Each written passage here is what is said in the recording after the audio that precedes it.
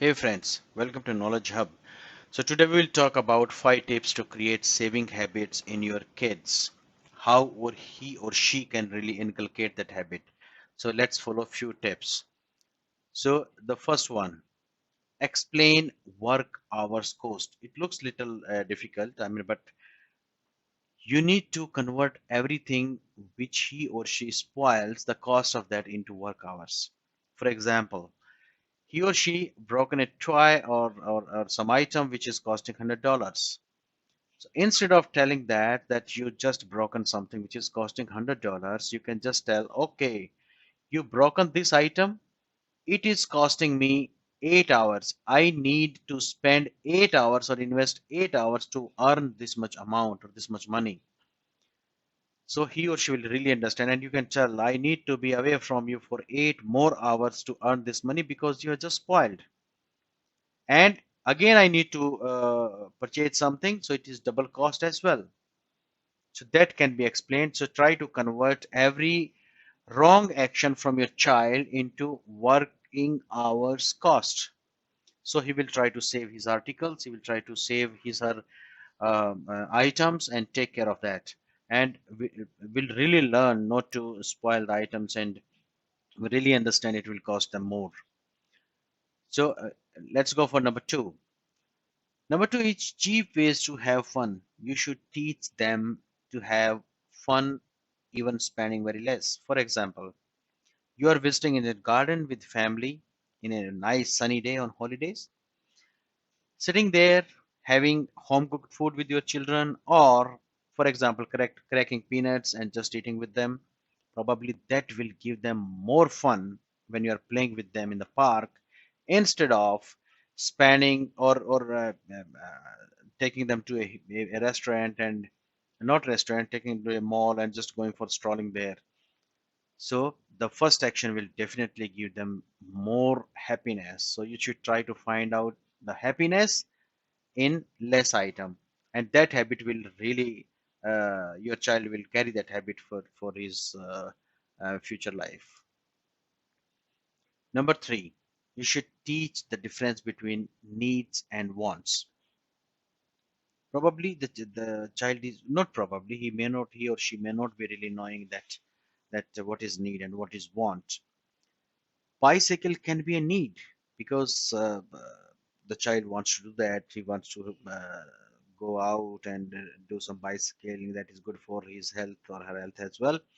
However, buying an expensive bike, cycle, is a want. Home cooked food is a need. Fruits is a need. Vegetables is a need. Uniform is a need. But chocolate is not a need. Phone is not an iPhone is not a need. Phone is not a need. So that you should teach which item is need, which item is want. And there is a rule I'm going to tell you at the end of this video, which you can really apply to differentiate between needs and wants. Let's go for number four as of now. So number four is adopt delayed gratification. Don't just give. If a child did smaller thing, yes, you should motivate him or her, really motivate, but not that everything. Okay, today you got 60% in the class. Okay, it's a phone for you. You got 80% into this. Okay, this is a cycle for you. Don't connect that with that. So what will happen? The child, instead of looking for the need, he will think, okay, in long run he will demand for more. That's bad.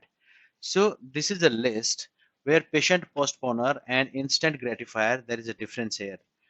You can really differentiate between does not buy things on impulse. You demand now and it is available. That is an instant gratifier. Don't do that. You will procure more, will demand more. Does not have to have it now and want things now. That is a different further difference. Works before pleasure. So he wants to do or she wants to do really hard work to know, okay, I need to achieve this, then only I will get this.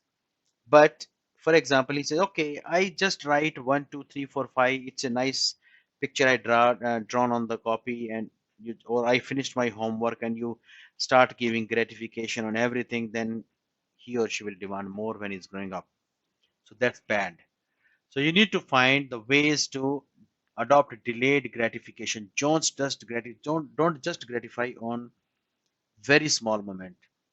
Instead, keep a long goal, and when the goal is achieved, then celebrate. So that's the way. And the last one, that's the rule. Delayed buying, 72-hour rule I was talking about. He or she wants something, you say, okay, we will talk after 72 hours or after 3 days. Today I'm busy, I'll talk after 3 days. After three, unless unless you see, okay, it is delaying his or homework, or it is immediately need, or that you can evaluate yourself. But otherwise, you can just do some after 72 hours, you talk and then tell, is it a need or it's a want? Can the or the work, and this particular rule is applying in our busting also. If you buy something instantly, that will cause a lot of trouble. You can wait for 72 hours. After 72 hours, you can really analyze, do you need that item or not? Then only you should buy that. And this applies to your children, your kids. Teach them. They should wait for 72 hours. And after 72 hours, you analyze with them, do they really need that item or not? So that is again an important part. Only 5 tips, but I am pretty sure it will inculcate saving habits in your children, and they will not be spendthrift. They will not throw futile money anywhere. So please adopt these rules, and don't forget to subscribe this channel and write your experience into the comment box. Thank you very much. Take care.